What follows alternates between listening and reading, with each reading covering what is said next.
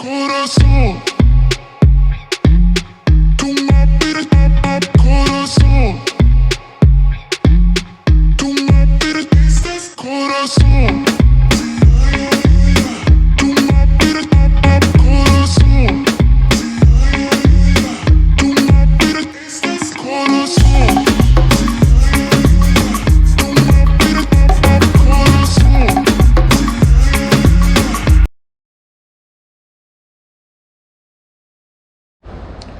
Buenos dias, blaxiteers. Que pasa? Thank you so much for joining us once again on Blaxit to Panama. We're so happy to have you here and to help share some experiences and some lessons learned. We have been in country for a month now and wanted to put together this quick message to let you know some aha moments, some things that caught us by surprise, some oh my god type things. But all that said, let me go ahead and preface the ending. Everything that we've experienced, we would still make the decision to come here. So it's nothing that's going to be a deal breaker that you're going to hear, but I do want to make sure you're armed with some good information. Before I get into that, let me welcome the first time Blaxiteers to this channel. If this is your first time joining us, thank you so much for taking the time to click on this channel and learn a little bit about Blaxit to Panama. If you're a repeat customer, thank you so much for joining us again. For everyone, please do me the honor of taking a moment to like and subscribe to this show and this channel so that you can stay up to date of what's going on and we can continue to bring you this thrilling content. Sound like a plan? All right. So like I said, we're just passing our 1 month anniversary here in country, and wanted to share some of the aha moments. Now, before I get into that, let me preface my comments by saying that the views expressed on this channel are the views of me and my wife, mostly me, so don't get mad at her if I say something. But we just want you guys to understand that we realize that everybody's experience is different. Their variance is all relative, so please don't think that I am trying to say that this is a one-size-fits-all type solution. I'm just sharing what we've been through, and just in case it can help somebody else along the path. All right, let's get started. So the first aha moment, or the first thing that kind of surprised me here, was the money situation. So one of the reasons why we chose Panama is because they follow U.S. currency. They use the U.S. dollar. All your dollar bills work here. All your coins work here. No problem with that whatsoever. They call their money Balboa, by the way. It's not dollars, Balboa. But the ATM, so our American Bank ATM card does work here, no doubt. They're on the Cirrus network or Plus or whatever that is. Whatever those logos are you see at the ATMs. That's not the issue. The issue is that recently, sometime during COVID, I believe, Panama changed the limits on how much money you can pull out of the ATM on a daily basis. It used to be $500 a day. Now it is $250 a day. So that is a market change. Be aware of that. The other thing that couples with that is we were planning on using our Visa check card for most of our purchases, because back home it's easy. Use a check card, everything gets itemized. I use financial software that then looks at the bank account and tells me, hey dude, you're spending way too much on beer, slow down. All right, when you use your Visa check card in Panama, there's going to be an international fee imposed on both sides of the transaction, I believe. So for each check card transaction I had, I was getting 2 fees, and it took me a couple of weeks to figure that out. I was getting emails and finally checking my emails like, hey, my bank just charged me a fee, and I'm like, wait a minute, why my bank charging me 4 fees in one day? And it was because of those credit card transactions. So want to start doing most of the things in cash at this point to avoid that. Also, with the immigration process, we're going to have to open up a Panamanian bank account anyway, so we'll probably start using that account to do our point of sale transactions. So just a small hiccup, nothing too major for you. All right, aha moment number 2. So coming into this, my wife and I are both entry-level Spanish speakers. So we knew that language was going to be somewhat of a barrier. There are plenty of people in Panama that do speak English, no doubt. But we are committed to learning the language. We want to be a part of the culture. There are some expats here, unfortunately, who, have been here for a while and know they don't need to learn the language and they just don't care. That is not us. We want to be part of a solution. We want to be part of a community. So we're learning the language. There's been some blooper reel moments with that involved. One particularly I feel kind of badly about. We were at a public beach up the coast in an area called Santa Clara. Beautiful public beach. And we were sitting there under the little tiki hut, and a Panamanian woman came by, vendors selling necklaces and bracelets and all kinds of jewelry for women. And we weren't interested in buying any of this stuff, but we didn't want to be nasty about it. And I was really just trying to say no thank you, which is simply no gracias. But my beginner butt came up and was like, no bueno.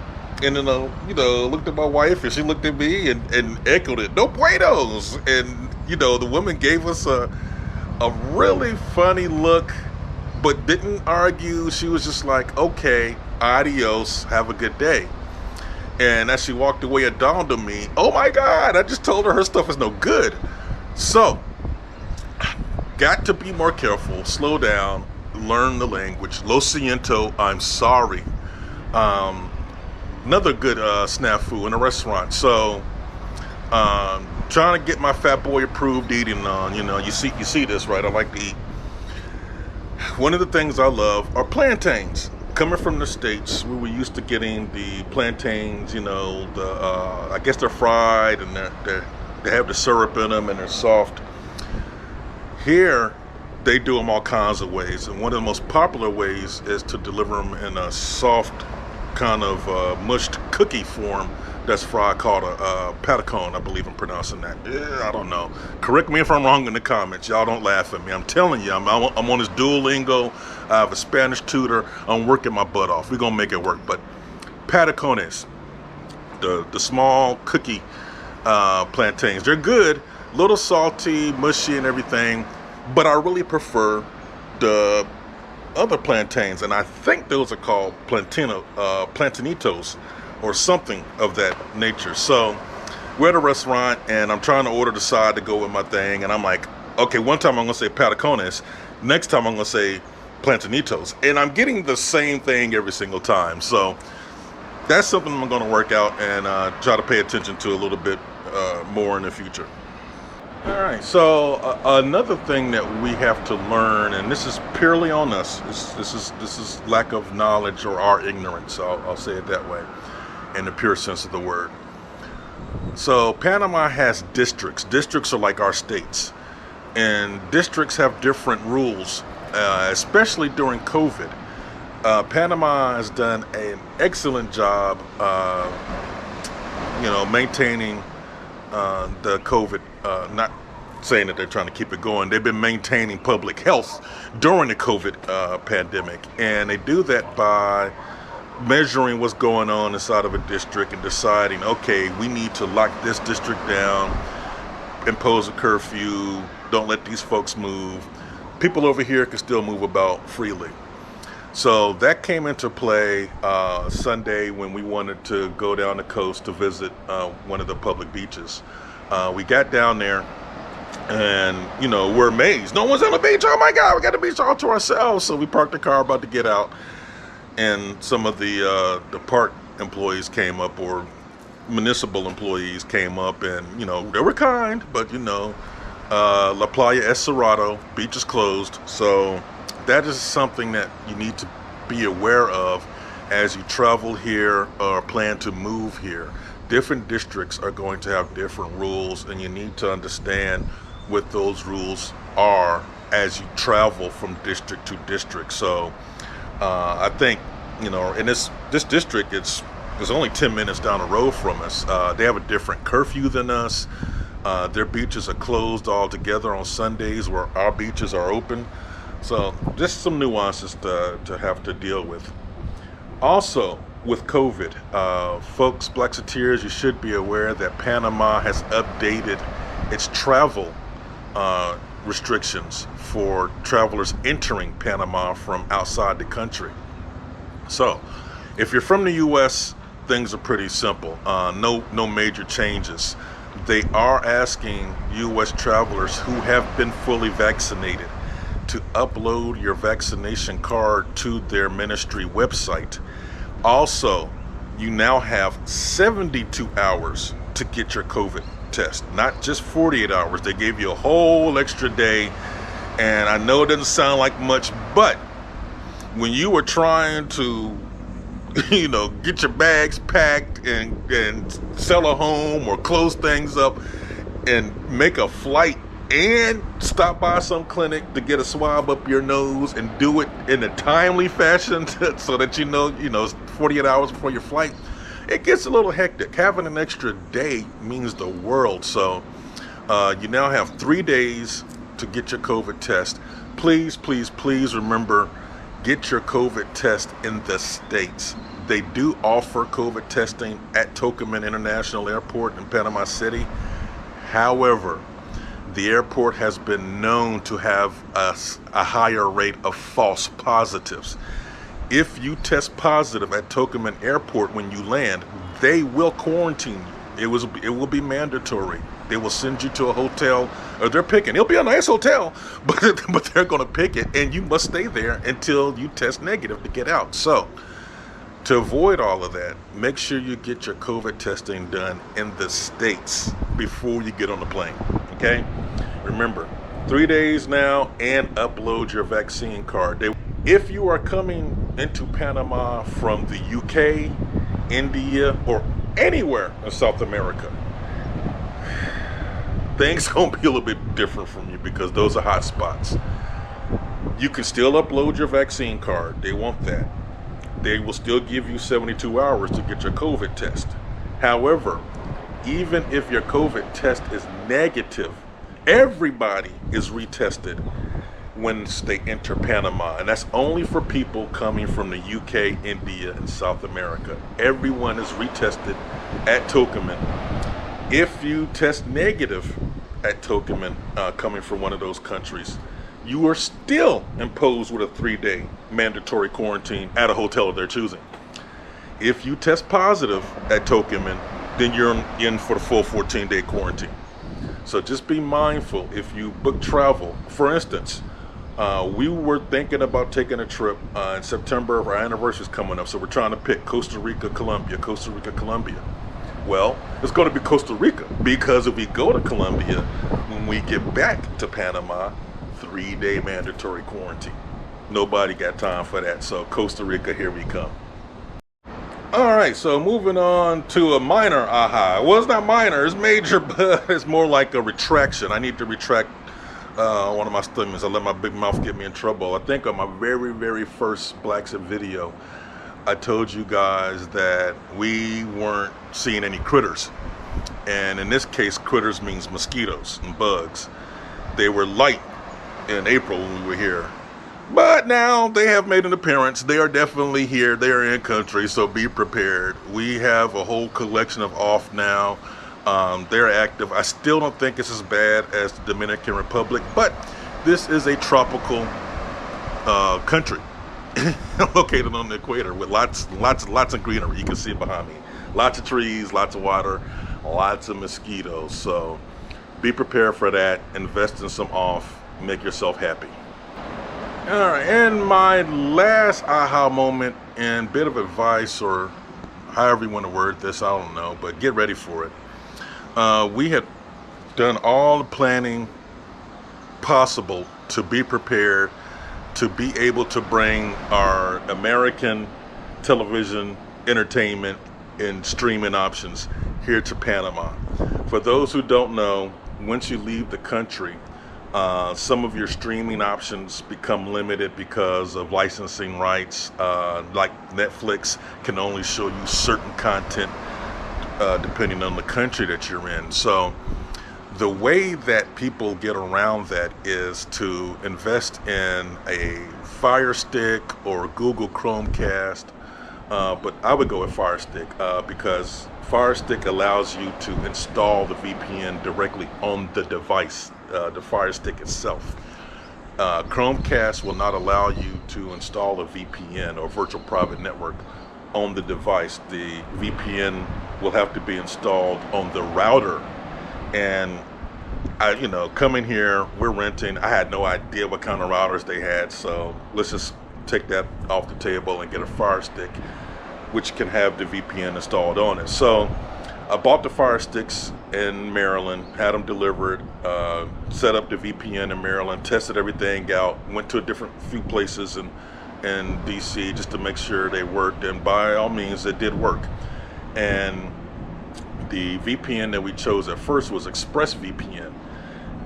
We came here and it worked pretty well. It was some intermittent outages. For instance, we would turn the television on and Hulu wouldn't work, but YouTube TV would. Or Prime Video would work and Hulu wouldn't work. Last week, apparently everything stopped with the ExpressVPN. We couldn't get Hulu, Prime Video, YouTube TV, anything. And YouTube TV is our lifeline, no doubt about it. That's how we watch most, network television, the Olympics, football season's coming. And, we stay abreast of what's going on back home through YouTube TV. So it's and who can miss Roland Martin? We definitely watch Roland Martin Unfiltered. Blaxiteers, y'all need to support that man's show. He's the only one that's going to show us news from our perspective. You feel me? All right, Roland, that was your free commercial. To fix the problem of our outage, we just switched to NordVPN.